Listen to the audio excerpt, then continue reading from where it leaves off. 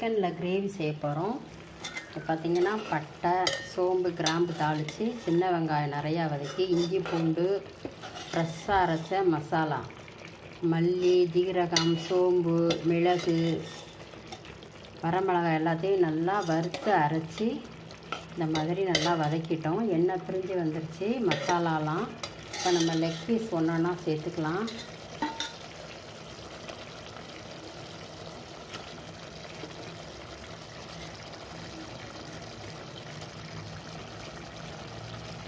எல்லாத்தையும் சேர்த்துட்டு உங்களுக்கு காட்டுறேன்.